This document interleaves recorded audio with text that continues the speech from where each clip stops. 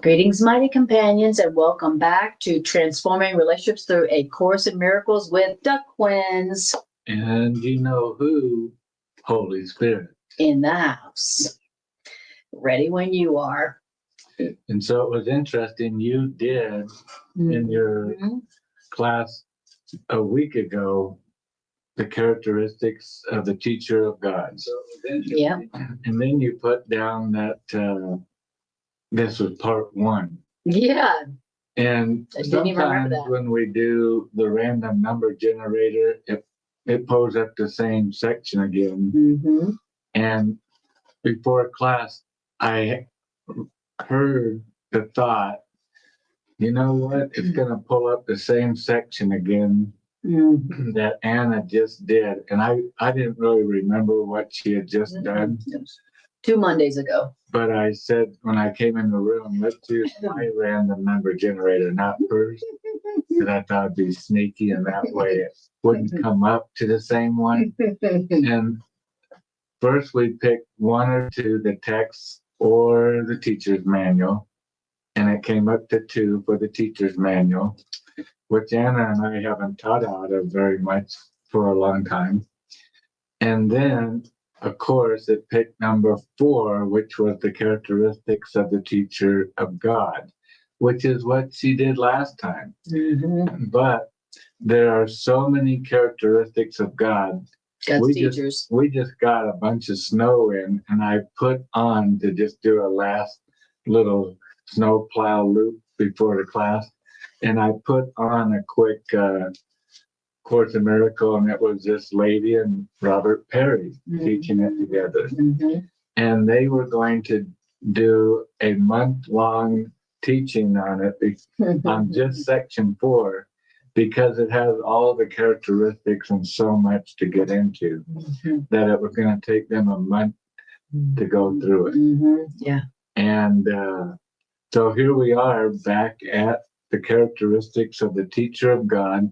Holy Spirit really wants us to get this down. Mm-hmm. And we're going to pick back up on where Anna left off, which was the characteristics, which is trust, which is the foundation. Imagine building a house with no foundation. Mm-hmm. It would collapse. It wouldn't be safe. It wouldn't be inhabitable.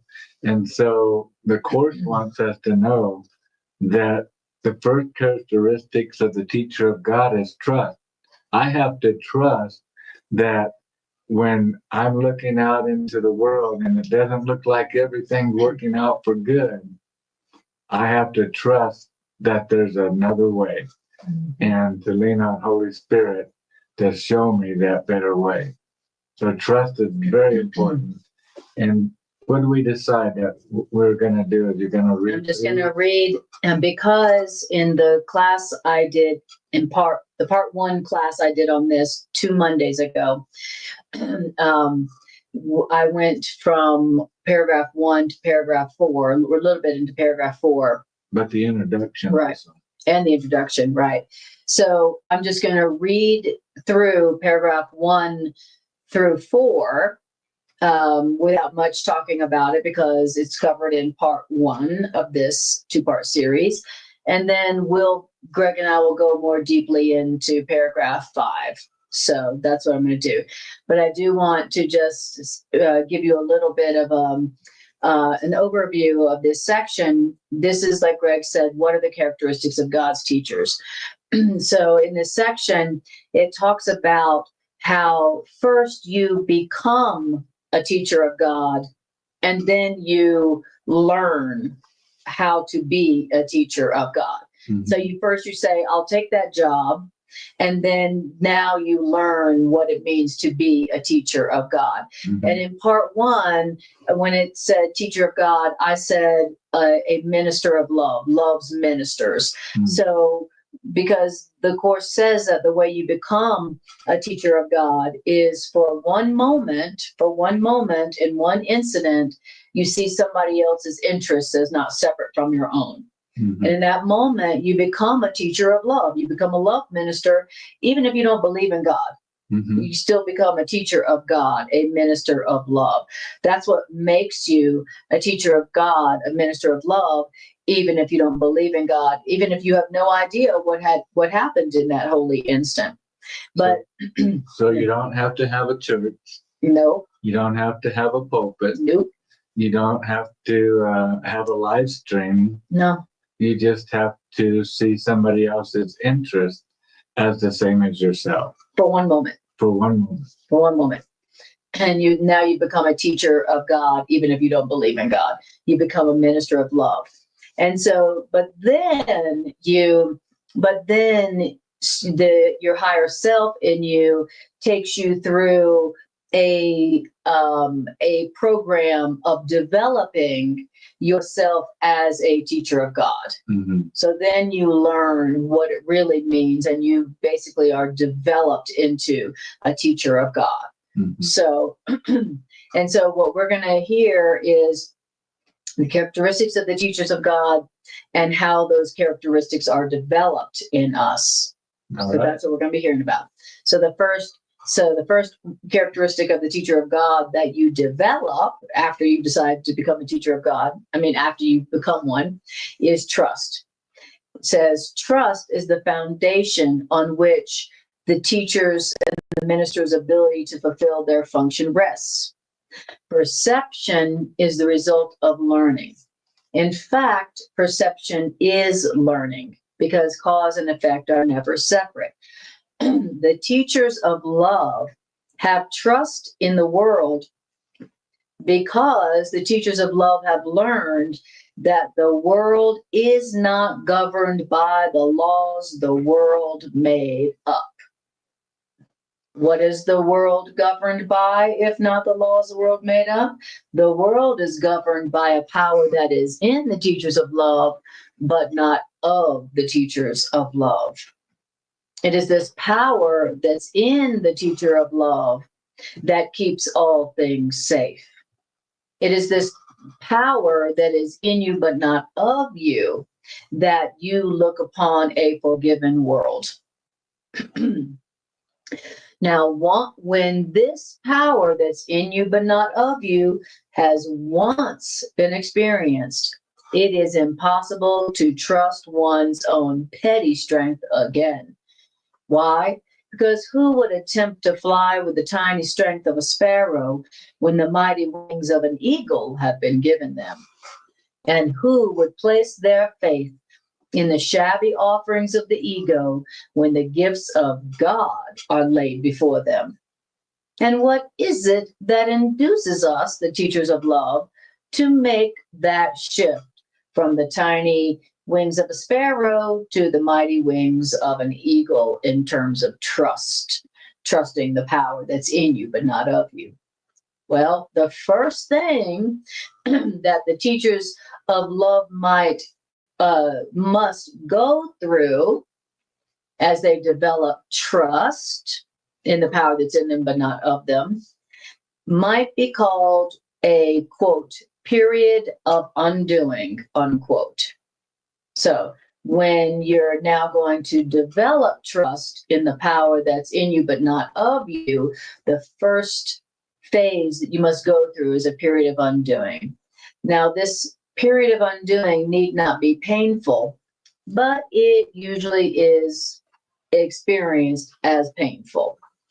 Why? Because in this first phase of the development of trust, it seems as if things are being taken away. And it is rarely understood initially that their lack of value is merely being recognized, the lack of value of the things that seem to be being taken away. Why? Because how can lack of value of something be seen unless you, the perceiver, are in a position where you have to see things in a different light? Now, you are not yet at a point at which you can make the shift entirely internally. And so the plan will sometimes call for changes in what seem to be external circumstances. Now, these changes in your external circumstances, they are always helpful. And when you, the minister of love, have learned that much, that all these changes are helpful as you're learning how to develop your trust in the power that's in you but not of you, when you have learned that all these changes are helpful, then you go on to the second stage of the development of the trust in the power that's in you but not of you, that you could not develop unless you were forced to see things from another perspective. All right. Now that was the review of part one of this class that I did on my Monday class two Mondays ago. So now we're going to go into paragraph 4, where it talks about the next period of development of trust. So remember, all these stages that we're going to be talking about are stages that you go through as a minister of love when you are developing and making the shift from trusting in the world to trusting in the power that's in you but not of you. So don't forget, we're talking about the periods that you go through as you're learning how to shift your trust from the world to the power that's in you but not of you. So then we're going to go through like 4 or 5 stages of the development of trust. And I really love it. The author of A Course in Miracles has, of course, successfully completed all of this curriculum and has come back graciously to show us how to do it. Yep. And so knows, hey, it's almost like Ann and I have been watching these old Westerns. I love it so much. Oh, it's a series of famous mountain men from the 17 and 1800s. When America was first unfolding. Yeah. And like we watched the one last night, coincidentally, Annie Bailey. Mm-hmm. Coincidentally, the same, pretty much closely associated name. A very brave. I could see Anna doing the same thing, riding through the trails. But when you rode through the trails of the mountainous wilderness, that nobody else from the new frontier of America that were coming into this frontier ever saw before, wouldn't it also be nice to look at her map and go, okay, now when you come to the river where it forks, you want to go to the right. And you'll come to waterfalls. And so the whole way is being described. And that's how this is for us, is the author is taking us through the series of what to expect, what's going to happen. And the first one is the period of undoing. Undoing, what we used to think was knowledge and replacing it with something that's in us, knowledge, but not of us. It's the knowledge of our Creator. And so it's a period of undoing. We have to undo what we've learned growing up in this world. And I love that part about that trust, that we're learning to trust the world, because we're learning that the laws of the world are not governed, that the world made up. The world made up this law that says we're separate bodies, and what I do to you doesn't affect me, and all those kind of rules. Well, those rules don't really govern the world. The rules that do govern the world are we are connected and we are joined. And what I do with my brother or sister, I'm doing to myself. And so I love how the author of the course is taking us step by step literally takes us by the hand. And for any of us note takers, this is a great time to grab a notepad and a pen and write down these different steps, just because whenever we write stuff down, it helps reinforce what we're learning, not just hearing it. And also, Anna taught me this a long time ago, is don't just listen, but follow along, literally read word for word what is being read. If you're available to do that. If you're driving a car, then just listen. You're right. Beautiful. Yeah. And so it's interesting. So to basically become what you were meant to be, like the Course in Miracles says, everybody has a part to play in the healing of humanity. And that until you take your part in the healing of humanity, you'll suffer the pain of the dim awareness that your function remains unfulfilled in you. You know, you'll never rest, the Course says, until you find your function, your purpose, and fulfill it. And then the Course also tells us that our only purpose here is to accept the truth about ourselves and extend that to others, meaning to be loving, to be helpful to others, right? Well, so really your natural profession as a child of God is to take your part among the healers of the world, which means to become a minister of love. And it doesn't matter what form you do that in. The form you'll do that in is whatever form of extending love makes you happy. That's it. But your job here, your true profession as a child of God, is to be a minister of love, to extend love. And so once you begin doing that, it's like it puts you on a course. It puts you on a program that has natural steps and natural progression. And just like Greg said, the first step in the progression of you becoming what you naturally are, a healer, a teacher with love, is that things that you used to value before or things that you thought you knew seem to be being taken away from you. Right. And so you could say that the first step in your progression as a minister of love is usually painful. Right. And you could talk to anybody who has accomplished anything great in life. You talk to anybody who's developed something beautiful and powerful within themselves, that very often it starts with some kind of loss. You and I, when we talk about the beginning of our career with the Course in Miracles, the beginning of it was quite painful. Where things seem to be being taken away. And offensive. It seemed like painful things were happening. Yeah, it's very offensive. It can be very offensive when you're being constantly told things that are the opposite of what you'd spent your whole life learning before. Right. And that's why it's called, at the beginning, the first stage, a period of undoing. Yes. We have to unlearn what we've learned. Exactly.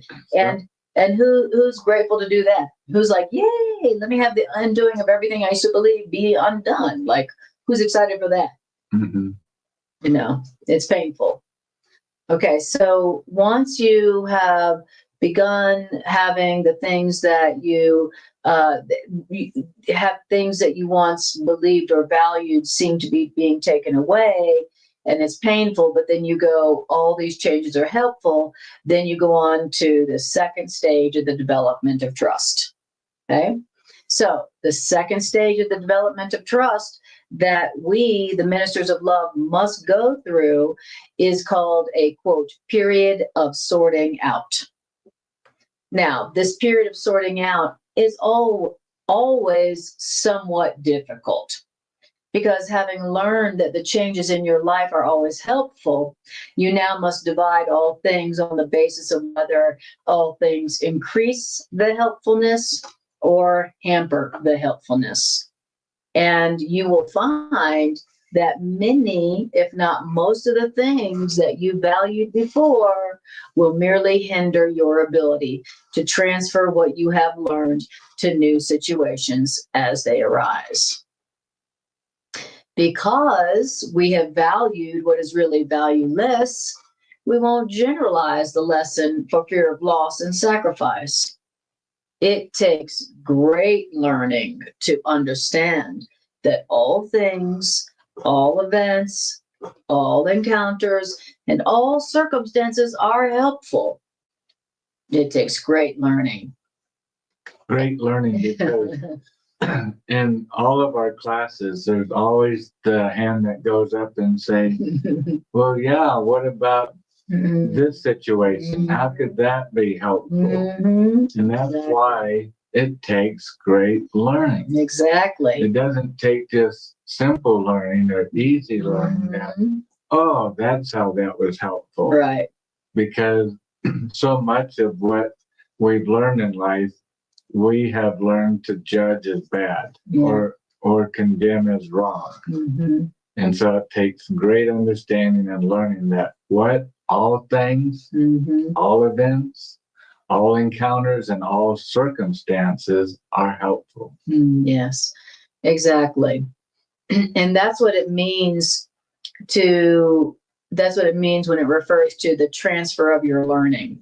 It's like at the beginning, you're only applying the ideas to some things. At the beginning of your life as an extender of love, you're only applying the loving extension to some things. And it takes great learning to be able to extend this learning to everyone and everything, right?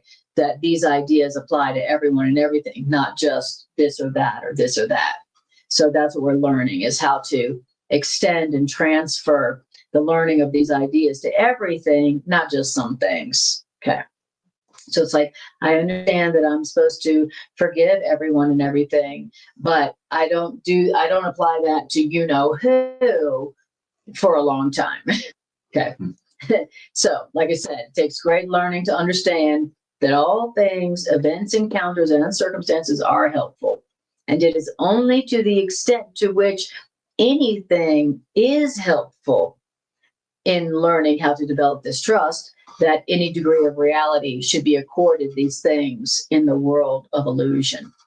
The word value can apply to nothing else except what is helpful in learning and transferring and extending these ideas to everyone and everything.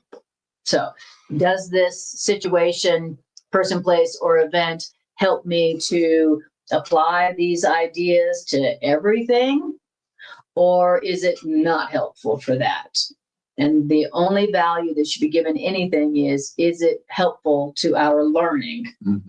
Is it helpful to our learning to experience the power that's in us but not of us, and to extend that love to everyone and everything? And again, that power that's in us but not of us is knowledge. And so that knowledge, that's not my knowledge, it's God's knowledge of how this circumstance is working out to be helpful for my learning. Right. I don't perhaps get it, but that's why it's in me but not of me. It's the Holy Spirit's knowledge that is manifesting if I want to listen to it. Yes, exactly. And then the third stage of the development of trust is a stage of learning which the ministers of love must go through, is called a, quote, period of relinquishment. Now, if this stage of learning, called the period of relinquishment, is interpreted as giving up the desirable, then this stage of learning will engender enormous conflict. And few ministers of love escape this distress entirely. But there is, however, no point in sorting out the valuable from the valueless unless the next obvious step is taken. And the third step, the period of relinquishment, is rarely, if ever, begun until the second step is complete. And weren't you saying that was taken I was saying that sentence, the third step is rarely, if ever, begun until the second is complete, was taken out, edited out of the blue covered edition. Mm-hmm. Okay, so because I've always wondered, are these stages, do you go through them, do you have to wait till one stage is finished till another begins, or are they overlapping? It's always, those questions always come up when going through this, and that actually answers that question that me and everybody has had over the years. So now then it says, therefore the period of overlap, so it does say there's a period of overlap, is apt to be a period of learning in which the teacher of love feels called upon to sacrifice their own best interests on behalf of truth. So it seems like you're having to give up something in order to develop as a minister of love. Okay. It says, but you haven't realized as yet how wholly impossible such a demand would be. So it may seem in the third stage of learning, it may appear like you're being asked to give up something that you have valued that's really valueless, and you're being demanded to give it up for your own good.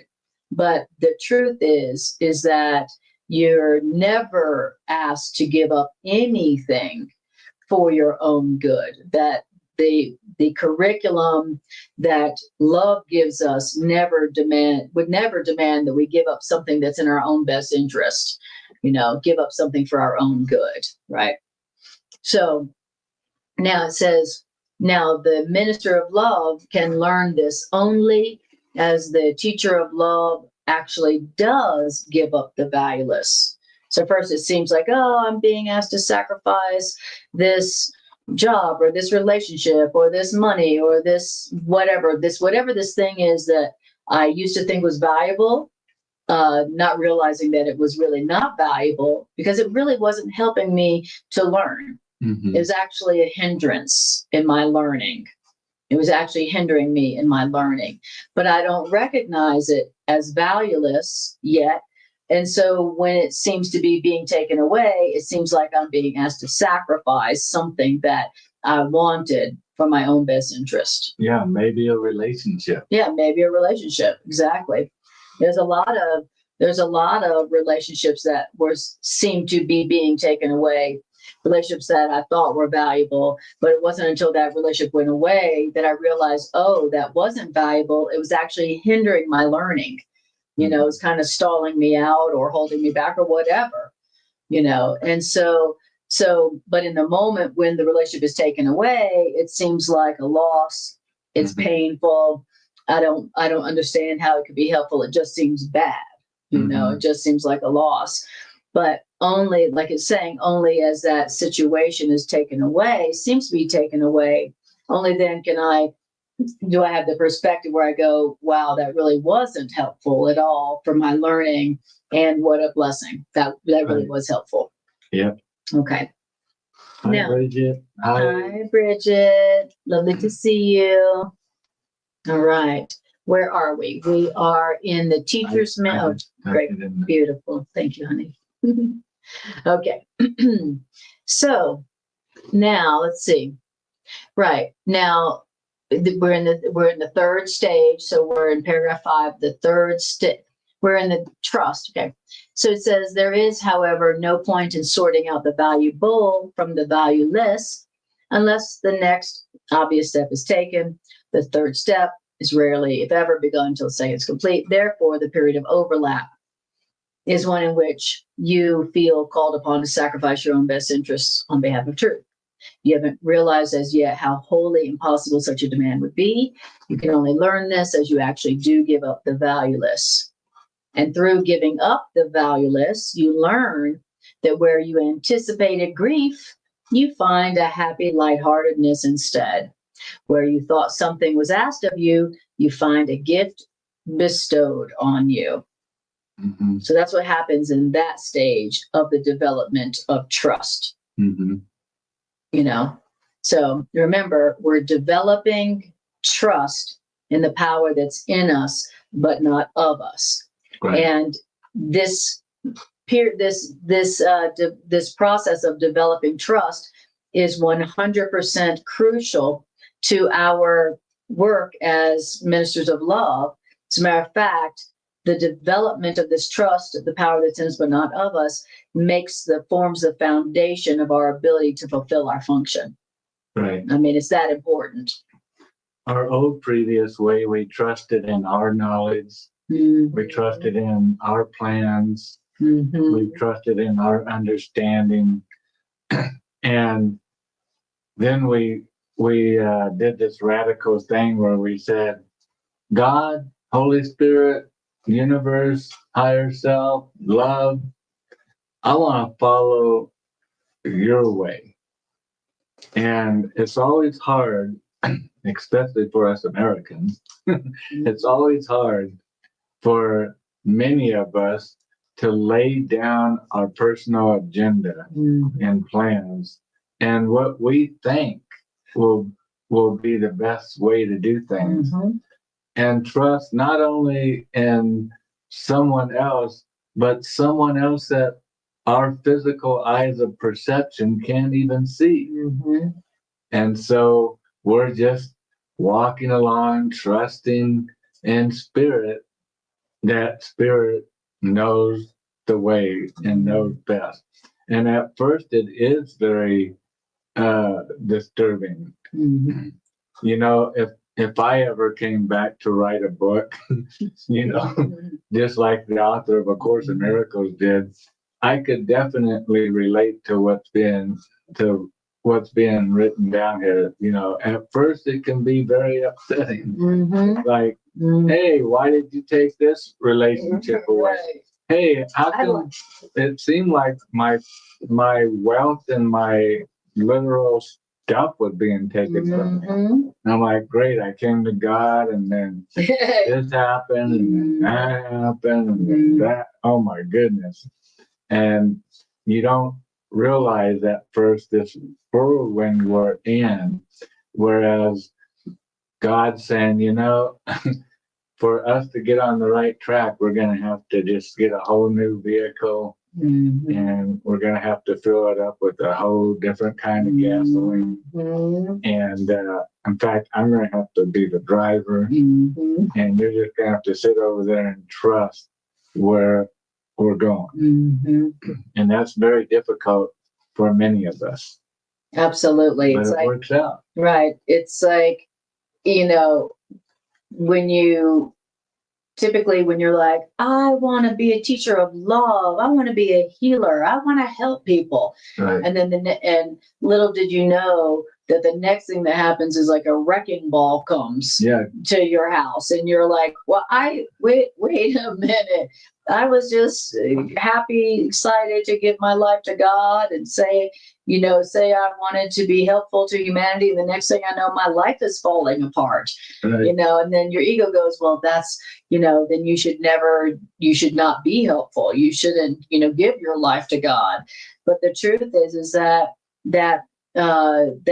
you, as soon as you say, I want to be helpful and give my life to God to serve the healing of humanity, then everything in your life that doesn't support that will seem to break down or be taken away. And like it says, the teacher rarely, if ever, recognizes, oh, actually, I'm being liberated from that.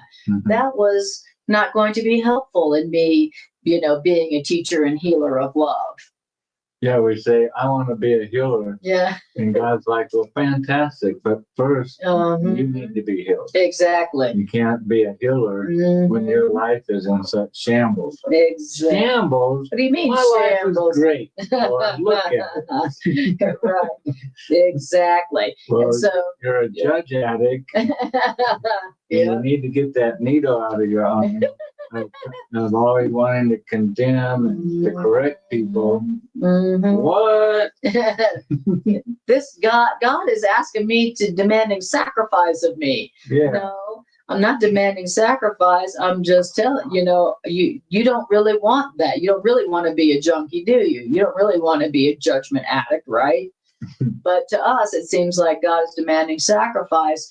What's really going on is that we did not recognize that the things we were addicted to and valuing that was valueless. Right. And so and hurtful. Exactly. And so at first, when those things seem to be being taken away, then it seems like sacrifice is being demanded. It seems like loss, and it feels painful. So that's the beginning phases of your career as a minister of love. Right. Yeah, great. It's like, and notice that the first two stages are painful, difficult, and where you anticipate grief. So the first two phases, at least, are somewhat challenging. And what about the third phase? What does it say about that? Yeah, it says, right. Period of relinquishment. Right, it's a period of relinquishment, right? And how good are we at relinquishing things? I love that old saying that everything I ever let go of had claw marks on it. Yeah. So we're not very good at relinquishing things, especially the things that are hurtful to us. The things that we value that are not valuable, that really hurt us. So truly, the beginning of a truly new and happy life, the beginning of the real world, does require the giving up of everything that we were valuing that's not that. Everything that we were valuing that was keeping us from the real world, a happy life. So, okay. So then it says, okay, so now the next period of development of trust that we, the ministers of love, must go through is a, quote, period of settling down. Finally. All right. Now, this phase of learning development of trust is a quiet time. What's a quiet time? It's a quiet time in which you rest a while in reasonable peace. Why is it only just reasonable peace? Because now you're consolidating your learning. Now you begin to see the transfer value of what you have learned. And the potential of what you have learned is literally staggering. And you, the teacher of love, is now at a point in your progress at which you can see in your progress the whole way out. Yeah, we can see our whole way out. Every time I give guilt to somebody, I connect the dots and it comes back and affects me. But that's why it says, what did it say? Reasonable peace. Reasonable because I'm not consistent yet. Right. Exactly. If I was consistent, it wouldn't be reasonable. It would be complete. But at least we're starting to see our whole way out. Okay. I'm starting to see a pattern here. Starting to see. But yet, even though we're learning how the truth works, the knowledge that is in us but not of us, that it's of God, we're not consistent yet in our development of trust. Yes. All right, but at least we're on the right track. Right. Exactly. All right. And then, and I love that you're in a stage of the development of trust where you can see the potential of your learning. You're like, I may not have learned this completely, but I can see that if I really actually did accept this and use this, I would be happy. I would have a life that I love. I would not be suffering anymore. And you see the potential of what you've learned is literally staggering. Right. Because you see that this literally is your whole way out of hell. Right. You're like, wow, if I really did accept and believe this, I would not be in hell anymore. I would not experience hell anymore. I would experience the real world.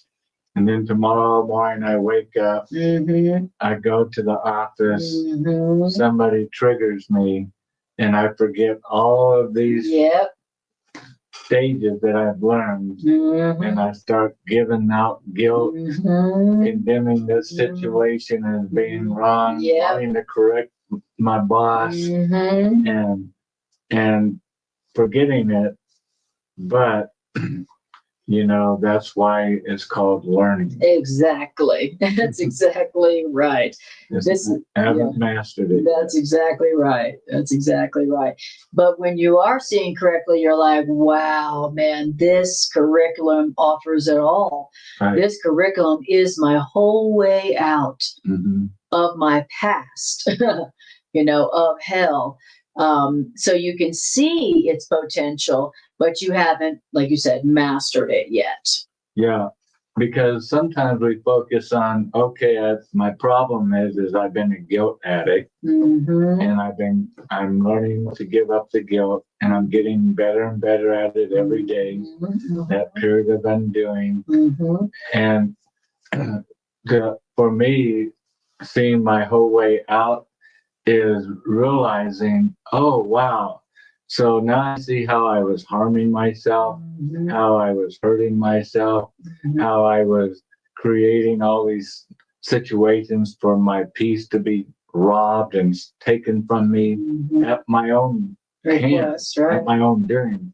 But now I see, when I stop giving guilt and I give innocence, wow, look, the opposite, instead of my peace being robbed, my peace is being secure. And that's my whole way out. That's right. Can I remember that tomorrow morning? Exactly. Or maybe 10 minutes from now? Wow. That'd be awesome. That'd be a miracle. Yeah.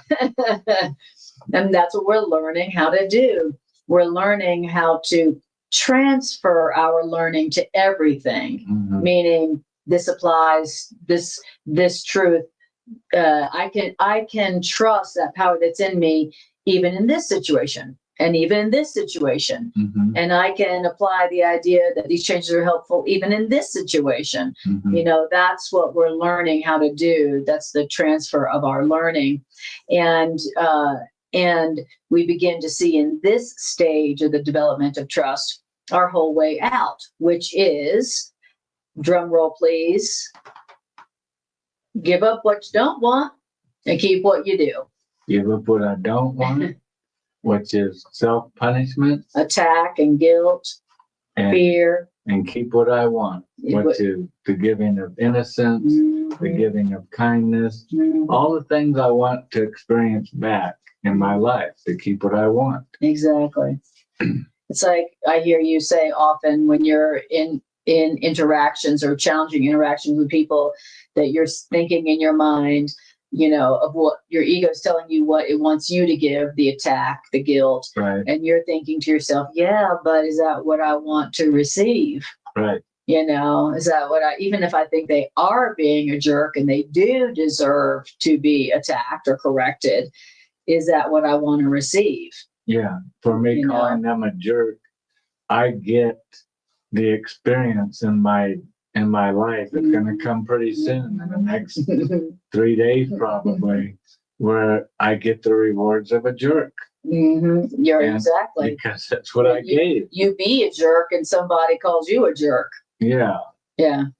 Exactly. Yeah, I do something that a jerk, I accidentally, of course, unintentionally do something, become a jerk yourself. Only a jerk would do. Exactly. And then, but of course, I justify it myself. Of course. But still, I look like a jerk. Yeah. You act like one too.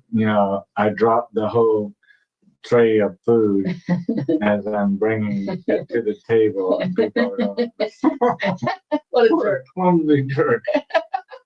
And then, but I haven't yet learned perhaps to connect the dots. Oh, 2 days ago, I was condemning this person as being a jerk. And so keeping what I want and letting go what I don't want. Yeah. I don't want to be a jerk.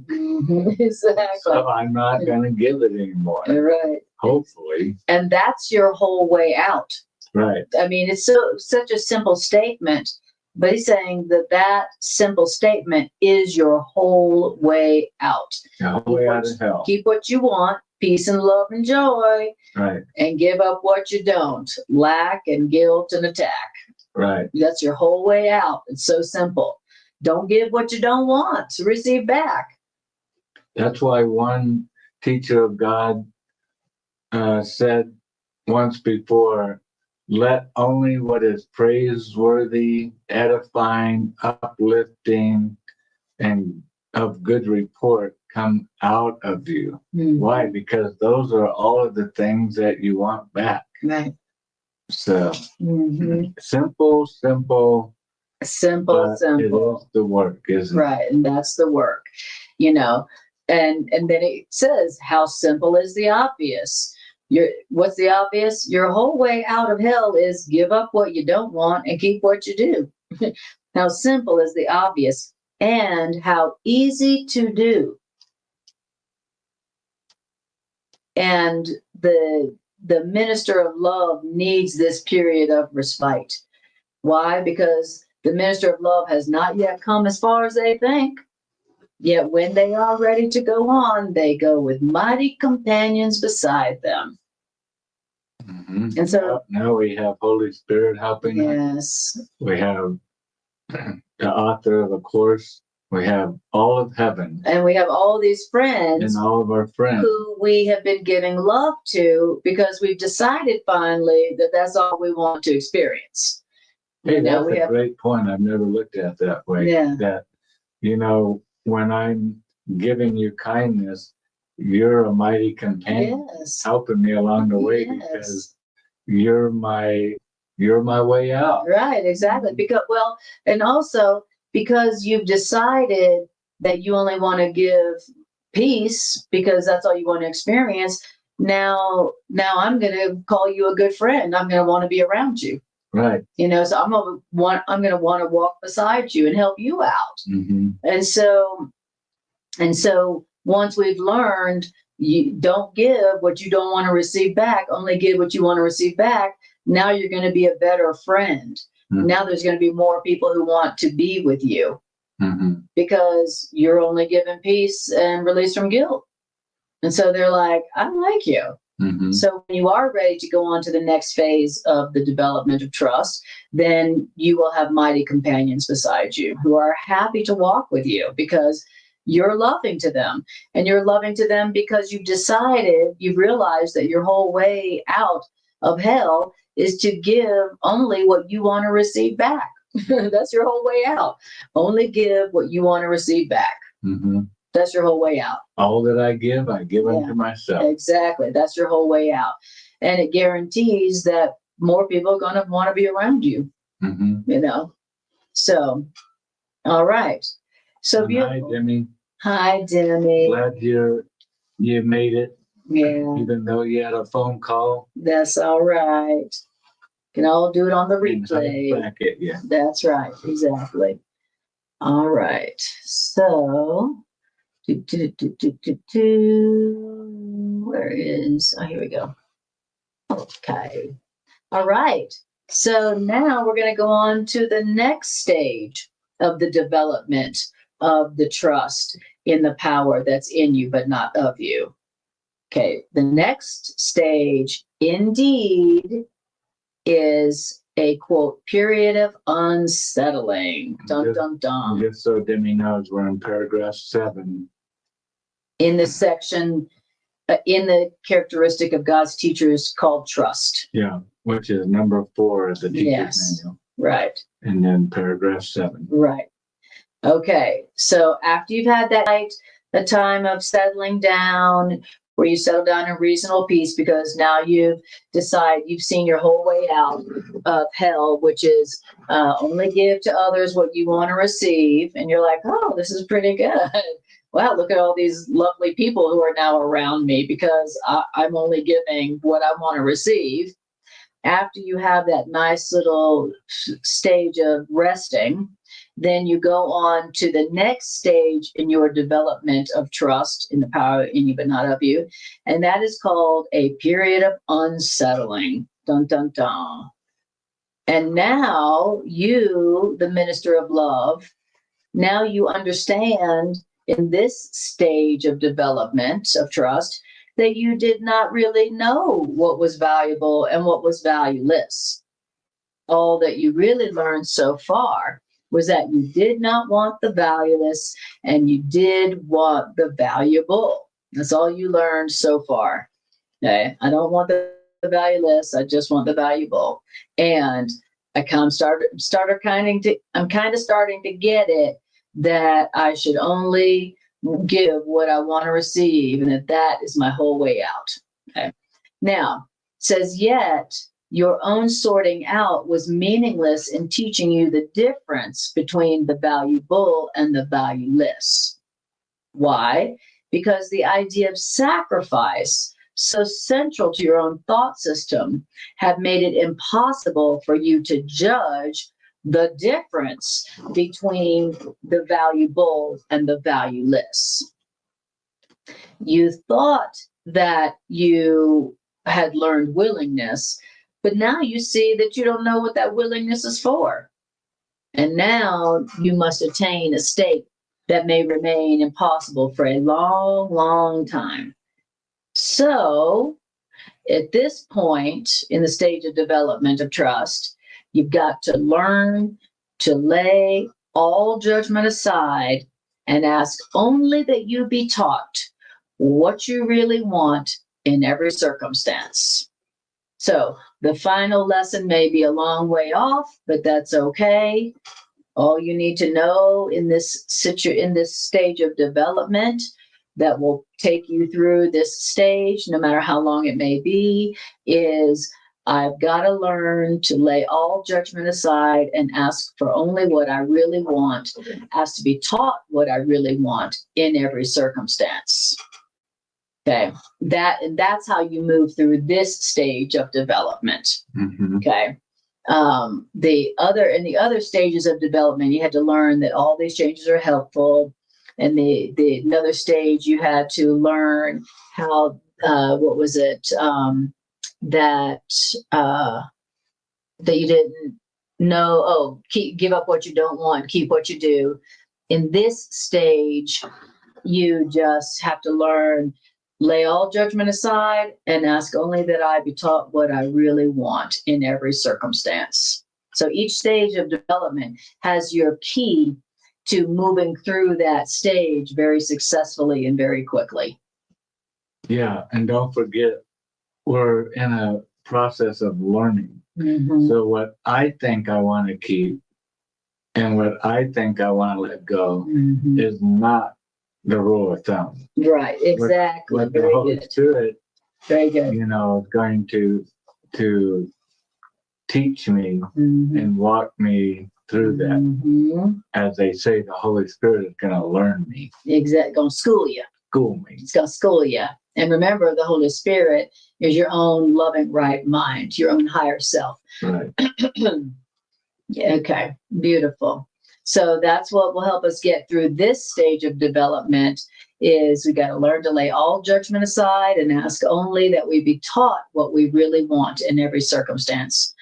Now, we're not each step in this direction so heavily reinforced, it would be hard indeed to lay all judgment aside and ask only that you be taught what you really want in every circumstance.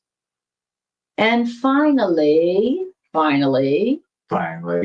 there is a period of achievement. Yay! Paragraph 8. And it is here in this period of achievement that your learning is consolidated.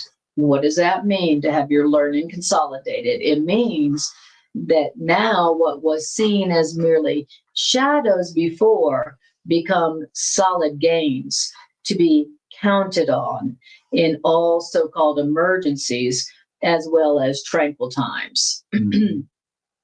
Indeed, our tranquility is the result of being able to count on what we've learned in all emergencies. Okay. I know I can count on these ideas and, of course, miracles that I have learned. I know I can count on these principles. I know they work to produce miracles. It doesn't matter what the situation. And that is what is responsible for my tranquility, my peace of mind. And I think, the Course talks in our daily lessons, once in a while we hear, this is a giant stride. In other words, this is a big step toward our advancement to being teachers, healers, ministers of love. And the tranquility of when I'm going through my day and all of a sudden it seems like, an atomic bomb just blew up in my day. It's great that I can come back to somehow this is helpful. And why am I able to, even though everything around me is stormy weather, but all of a sudden I come back to peace. Why? Because the Course has already been demonstrating the truth of it working up until now. So why should I start doubting now? And so it's always comforting for me to go, it didn't go the way I wanted it to go today, but somehow it's helpful. Somehow this is working out for good. And that always brings me back to calmness, to not freaking out about what's happening. And it really is amazing how often that happens, to where I'll go, man, this is not working out. And what is that? That's the ego coming back in, trying to be my teacher. And then I recognize, oh, well, wait a minute. Wait a minute. Somehow this is helpful. And ego, devil, even though I don't understand how it's helpful, I'm going with that answer. And what ends up happening, it always demonstrates. It might be a while down the road before I can look back and go, oh, wow, that was helpful. that was great. I'm sure glad it went that way. And but in the time being, it doesn't always feel that way or appear that way. Right, exactly.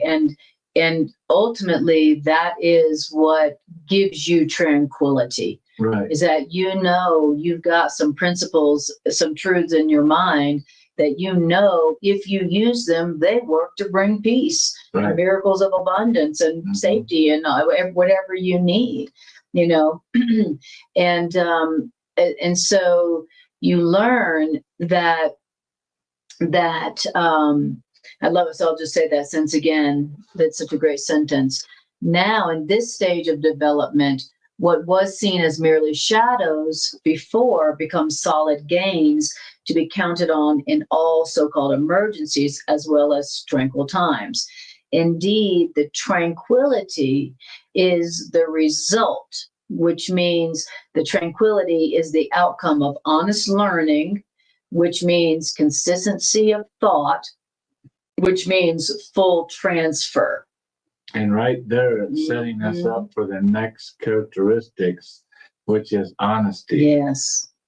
The outcome of honest learning. Honest learning is consistent learning. Yes. It's doing it over and over. Consistency of thought. Not going back to the ego going, this isn't working out great. And if the ego can get, the devil can get me back into its being its student, then I'm going to want to condemn. I'm going to want to give guilt to the situation, circumstance, or person, or event. And that giving, the ego knows if it can just get me to give that guilt like I used to do, then I'm going to give the effects of guilt back. Right. But the consistency is nope, nope, no. Yeah. Mm-mm. Consistency of using these ideas. Right. Right. And so, Consistency of thought. exactly. And that our tranquility where we know we've got thought ideas that can be counted on in all emergencies. Right. Okay, that tranquility comes as the result of honest learning of these ideas, which means consistency of using and thinking these ideas, and also transfer of these ideas to everything without exception. Right. You know, our learning is limited by how many exceptions we make to these ideas. Right. That's where our learning is limited. Like, you know, at the beginning, I'm only applying these ideas to some situations. Right. But not to all situations. Yeah. I'm always applying this is helpful to the situations where I can understand. Yes. How can be helpful? Possibly be helpful. Exactly. I only apply that idea that all these changes are helpful when somebody else is going through some changes. Exactly. And then I go, well, you know, this is helpful, right? Yeah. And then they're like, F you. Yeah. But when I'm going through the changes, I'm like, this is terrible. And, you know, I forget to say, all these changes are helpful.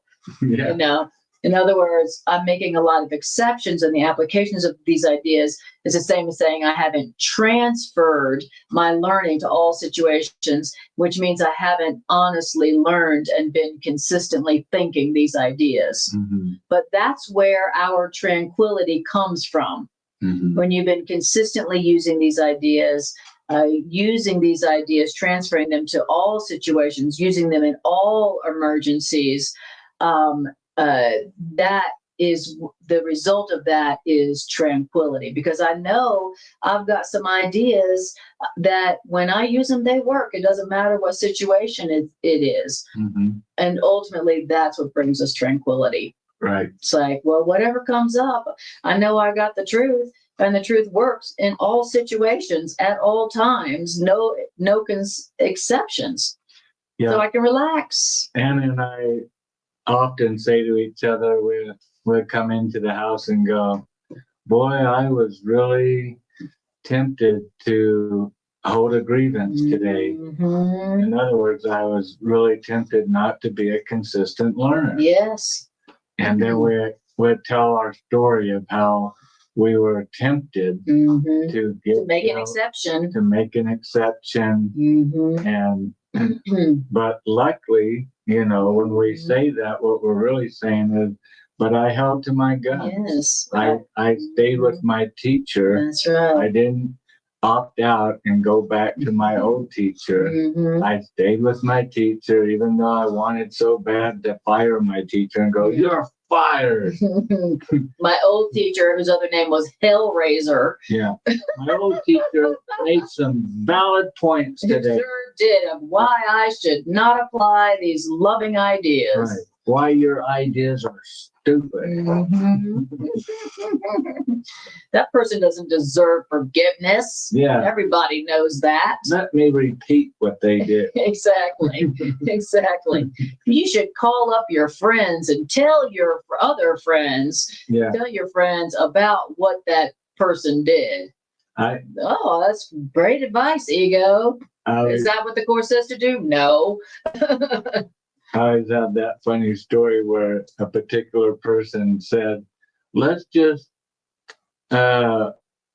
record what you're doing and then put it out on the internet and get people to judge, right? To see how many people would think you're an idiot. Like I do. To validate that you're an idiot. Yes, that's your past teacher, Hellraiser. Yeah. And moving on. Moving right along. Okay. So I love that. So now you're this final stage, this period of achievement. Okay. In the period of achievement, you know that these ideas work when you work them. We just haven't got consistent at it. Exactly. And you know that the peace that you are experiencing has come from you being consistent in the application of these ideas to all situations at all times, right? And you realize, wow, this is where my tranquility is coming from. This is the stage of real peace. This is the period of achievement, is the stage of real peace. Why? Because in this stage of real peace, where you are recognizing that your tranquility comes from you having consistently applying these ideas to every situation, not just some of them. And this is stage of real peace, because in this stage of development, heaven's state or reality state is fully reflected. Mhm. That's what it means to be in a real stage of peace. Heaven's reality, love's reality, joy's reality is fully reflected in your experience. Okay. Now, from here, the way to heaven is open and easy. And in fact, heaven is here. And who would, quote, go anywhere if peace of mind is already complete? So here we're saying that what is heaven? Heaven is peace of mind. Which is reality. Which is reality, which is heaven. So peace of mind is heaven, is reality. And that comes from that. And then you realize it's already here. Peace is already here. And the experience of peace of mind, heaven, and reality is already here. You are experiencing this state of real peace because you have been consistently thinking these ideas. You have been fully transferring these ideas to every situation and all emergencies. And now you're experiencing a state of peace. Okay. So, and then, and when you're experiencing peace of mind, then who would, quote, go anywhere? Like, you know, who's going to go seek for peace when you have peace? And who would seek to change tranquility for something more desirable? What is more desirable than tranquility? What is more desirable than peace of mind? And in this stage of the development of trust,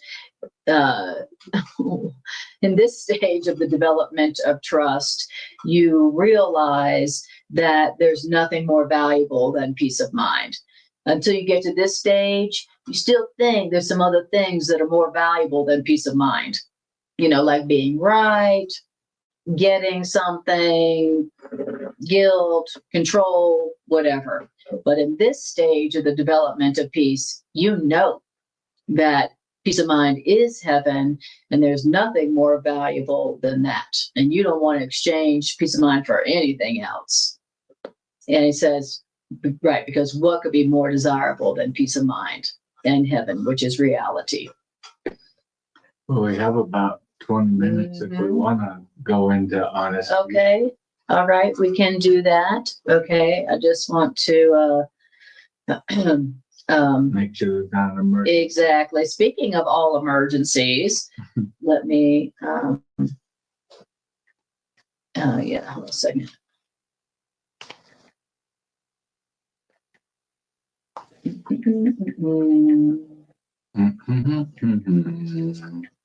Everybody hum. That's right. That's what we do. Can we put when that we're- hum section? Oh, yes.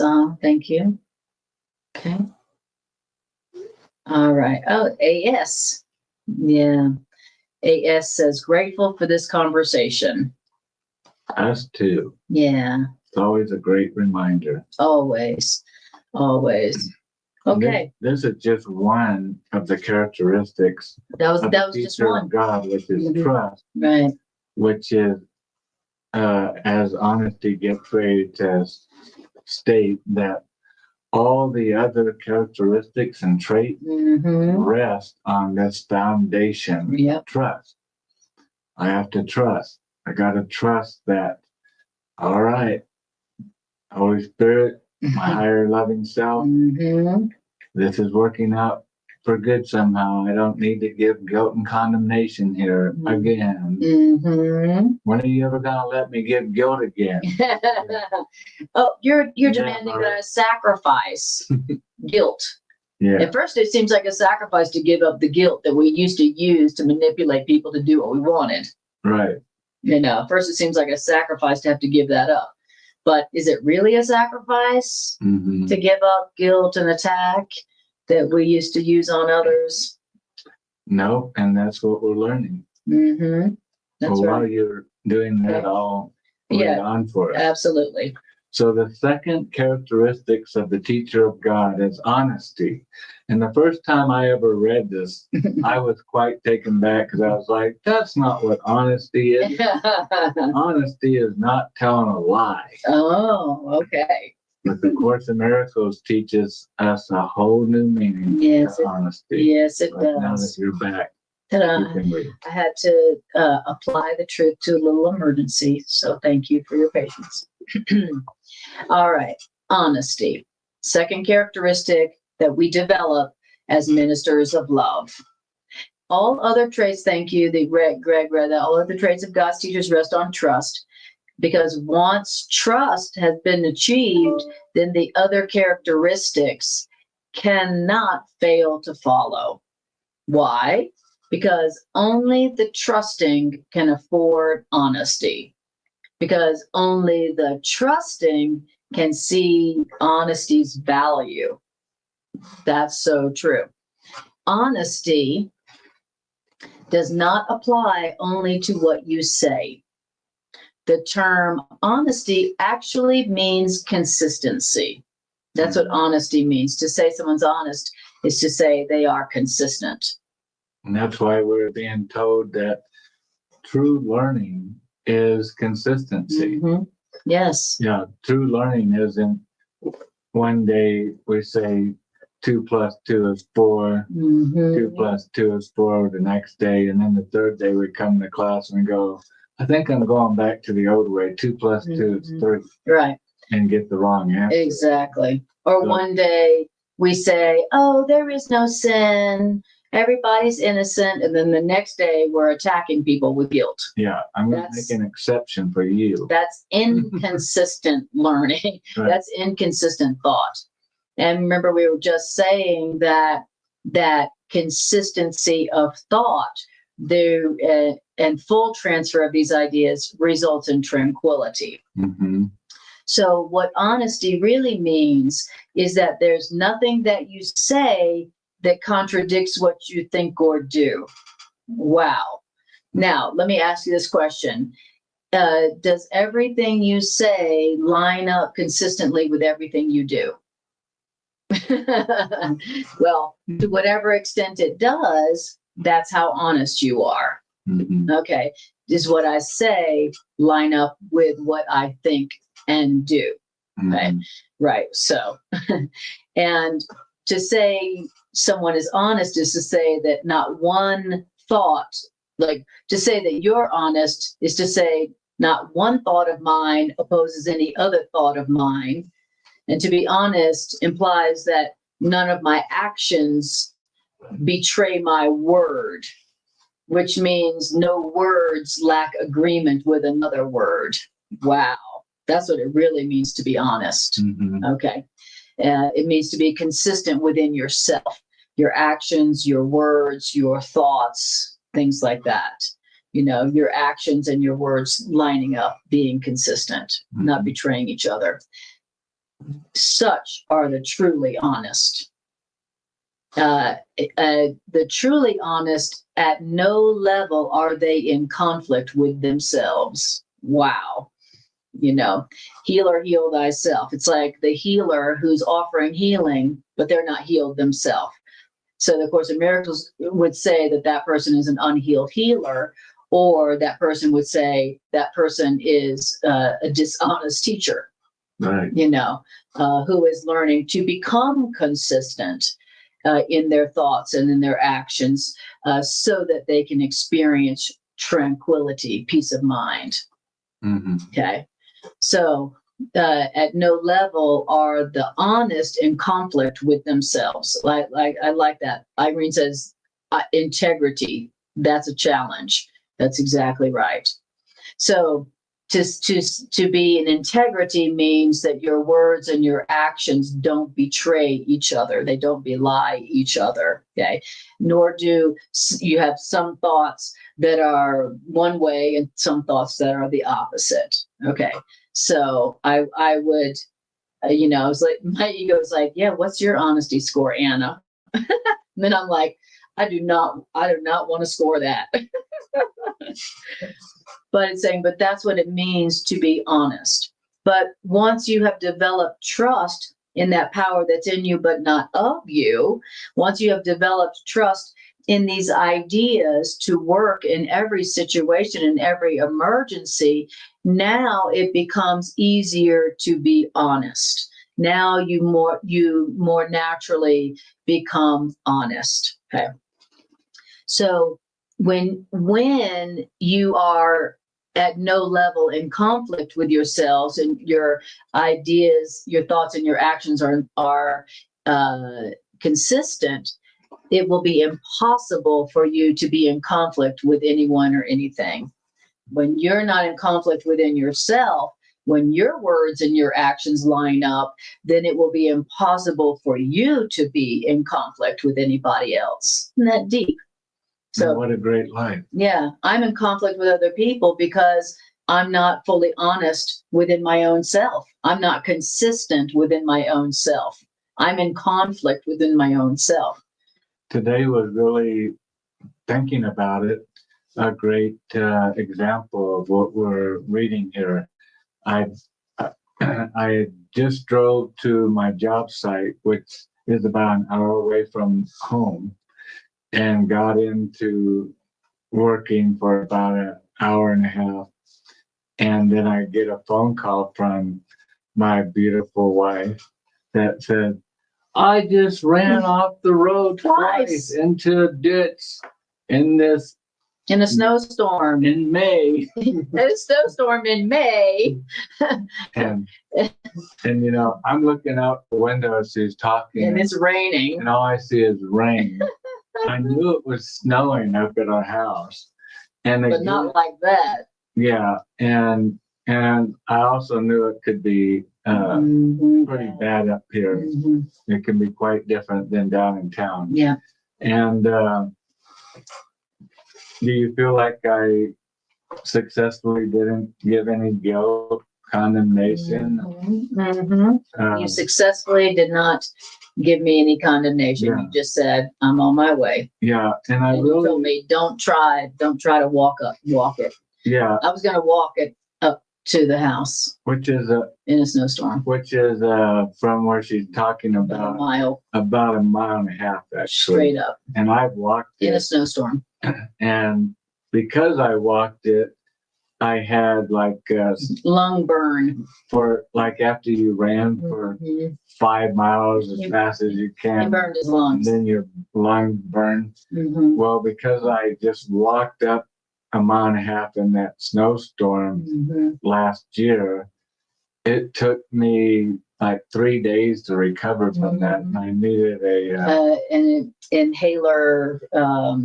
An inhaler device. Yeah, this machine that helps heal your lungs. Yeah. And so, but I really wasn't upset or anything. I'm so becoming used to the idea of somehow this is the way it's supposed to be, the day's way.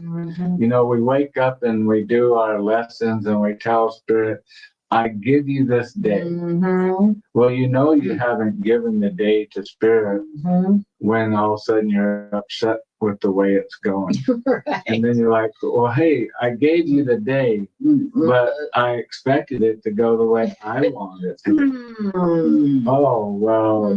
What's inconsistent about that? You didn't really give me the day. Right, exactly. You gave me the day with a lot of strings attached to it, as long as it goes the way you want it. Yep. Yep. And somehow in my mind, I've learned over the years now of being practicing and learning and trying to sit in the front row with my teacher, my higher loving self, that I've learned so many times that Spirit was always right. The way it's going is the way it should go. Mm-hmm. And so I have to trust that, trust that, trust that, trust that consistently. Mm-hmm. And that's being honest. That's An right. honest student Yes. is one that's consistently trusting. Yes. And so I was able, and it's funny, I don't know if you remember, I told you I was even thinking of not going to work. Yes, I do remember that But now. then I feel like it must have been my ego was making me feel so guilty. Like, you got to accomplish something today. You can't just stay home because of you can't snow. just stay home because, what do you think, you're a school kid? Exactly. School You get a buses are snow gonna day. It's May. Right. It's May after all. It's May. It's a spring, middle, right? almost the middle of This May. is the spring season. Exactly. What I learned today, it's really sprinter Yeah. is what it is. It's not spring. It's not winter. It's sprinter. Here in Colorado. You just planted flowers out. We did. We planted flowers and grass. Exactly. And it was helpful because if you had come back later, it would have been harder for you to get up there. We don't know. You And know. that's why we don't have to understand. I couldn't get up there. If she wouldn't have had the issue and everything's fine, our car's not damaged, parked at a neighbor's house down the mountain. Thank you, God. Somebody that we trust, they gave us, I came back to get her and I had Sandals on. Sandals. And no gloves. I left so fast from the job site. I left it wasn't even a coat, it was just a hoodie. And I left that at the job site. So I was just wearing a regular shirt, sandals. And because she went to a neighbor's down the road, they gave us gloves. And it was so funny. Of this whole box, he didn't have a matching right and a left hand. I'm wearing a woman's left hand and a man's chainsaw leather glove on my right hand. And we're wearing all this funky winter stuff in case we got stuck coming up the mountain to the house. But we didn't. We made it safely up. Which is a miracle. Which was because the snow was deep and slick. Wonderful miracle in itself that we made it back up to the house safely. And we've been able to enjoy being in a warm, cozy home in a snowstorm and watching the snow come down and enjoying it together. Totally. And we got to read the lesson much earlier than we normally would have been able to. And like Anna said, if I wouldn't have came right away to rescue me, thinking that I'm helping her. Right. I don't realize I was probably helping myself not to get stuck and have to do it again. 5 miles from the house trying to get home. Exactly. Because the snow has not stopped all afternoon. Not stopped. I've plowed twice since I've been home. Yeah. And so thank you, Spirit. Thanks for doing it the way you do it. Exactly. And our work is to be consistent in the application. The application of not taking the day back and going, well, now I'm not happy with the way it's going. Who can I'm taking my day back. Who can I give some guilt to? Who can I judge? How can I condemn the situation? And not realizing that in the next few days, if I do that, that's going to be what it said earlier, the transfer value is going to be sucky. Right. Here's a great word. The full transfer value is going to be wonderful because I've been learning to give only what you want to receive. The beautiful and the holy. Our whole way out of hell. Give what you want. Keep what you do want. What was it? What was it? Keep what you what you don't want and Keep what you do. And let go of what you don't want and keep what you do. Yeah. Only give what you want to receive. That's your whole way out of hell. Yeah. In every circumstance, in every emergency, that is the truth, that if you will be consistent with that, the result will be tranquility, peace of mind, heaven, and reality, all synonyms. It's really what we always read, trading hell for heaven. Exactly. That is your whole way out of hell and into heaven. Right. You know, keep what you want and give up what you don't. So, okay. Beautiful. How we doing? We got 6 more minutes. All right. So it says, the peace of mind which the advanced minister of love experiences is largely due to their perfect honesty, where they're in integrity between their words and their actions, and even between their own thoughts. Mm-hmm. Now, why is that? It's because it's only the wish to deceive that makes for war. Mm-hmm. It's only the wish to hide what you really think. It's only the wish to deceive that makes for war. And I'm really deceiving myself. Right, exactly. And so then you will have a war within yourself. Right. And you will be, like I said, if you're in conflict with yourself, then you can't help but be in conflict with others. Someone who's in integrity within themselves is someone who is impossible for you to be out of integrity with others or in conflict with anyone or anything. And the war, in part, is a war with my own peace. Exactly. I'm going to fight you, peace. Right. I'm getting my cannons out, Mm-hmm. loading it up with some guilt powder. Yes, exactly. I love that. So to be dishonest, which is where your words and your actions lack agreement and your own thoughts are not consistent with your other thoughts, this is calling that a wish to deceive. Mm-hmm. So what's behind my words and my actions not lining up, not being consistent? A wish to deceive. Mm-hmm. And that's what it means to be dishonest.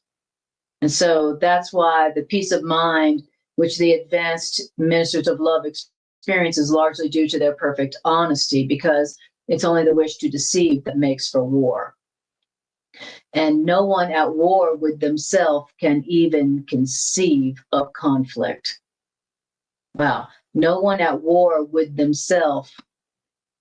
No one at one with themselves can even conceive of conflict. Wow. If I wasn't being dishonest within my own self, then I could not even conceive of conflict with anyone or anything. That's really deep.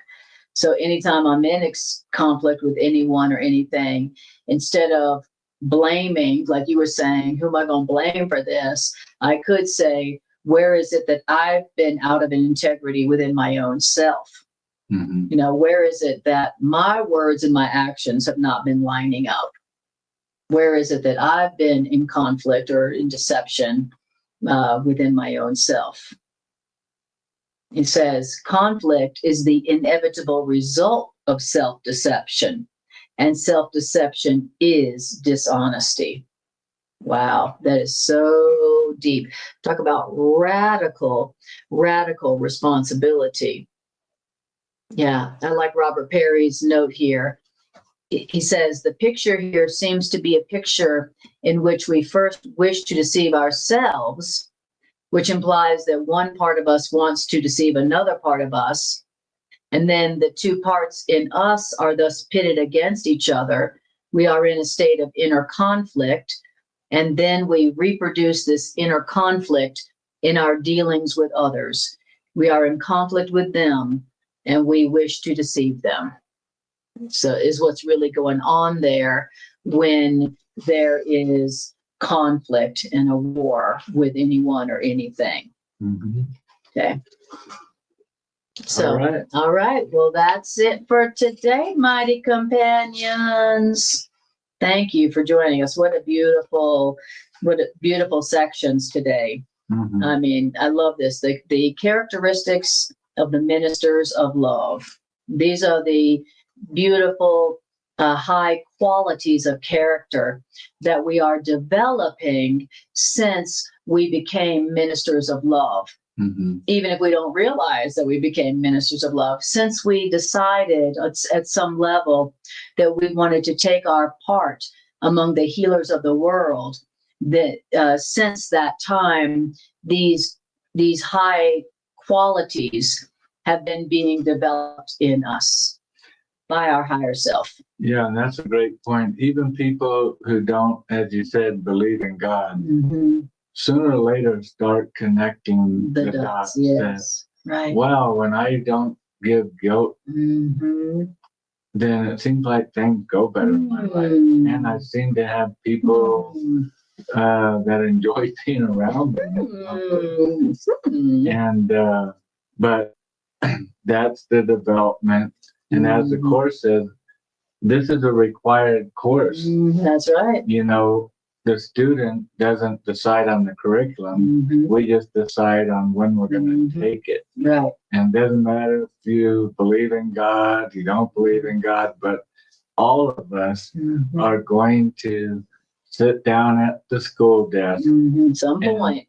and sit there and realize guilt is not working out for me. Exactly. At some point, everybody will go, all that I give is given to myself. Maybe I won't give what I don't want to receive. Right. And then now your whole way out begins to unfold magically, miraculously before you. Yeah.